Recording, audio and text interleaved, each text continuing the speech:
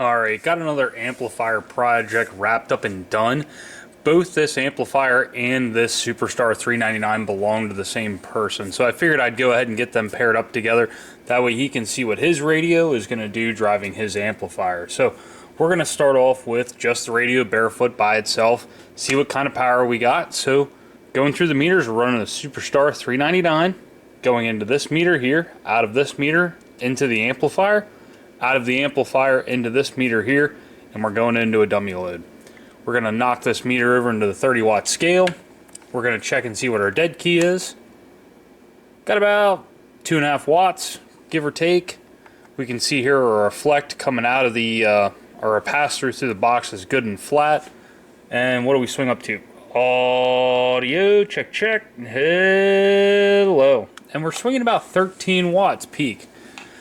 So, not going to be driving this amplifier as hard as we can. It is two Toshiba 2879s in it, so it's going to be loafing it along pretty easily. So, we're just going to go ahead and run this on high, give it a dead key. Our input tune's completely flat, 2.5 watts, giving us about a 70 watt dead key. That might be a touch on the high side, but I think that'll be just fine. Audio, check, check. Audio, and he's getting about 225 watts, 200 or so, kind of low from those Toshibas along. We're only hitting with 13 watts, so I think he's got a little bit more room in there if he ever decides to go ahead and upgrade the radio, get something with a little bit more swing. But let's go ahead and get the amplifier pulled out of line, put it on the bench, and look and see what work was completed to it. Alright, so here's the TX200 pulled out of line. It's got the amp kit that I go ahead and put on these. It's just a 120 millimeter fan. I drill and tap the top of the heatsink.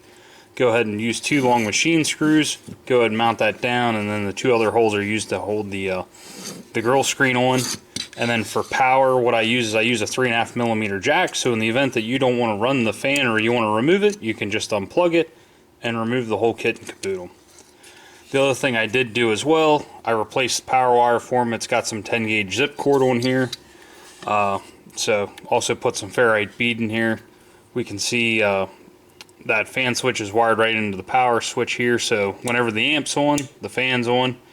And can't really see them in all their glory, but underneath those trap braid is a pair of Toshiba 2879s. So if any of my locals would kind of like be interested in getting like one of these fan kits put on here, like please reach out. I'd say it's not too difficult, and I think it helps some of these boxes with the bigger transistors in them run a whole lot cooler. So thank you.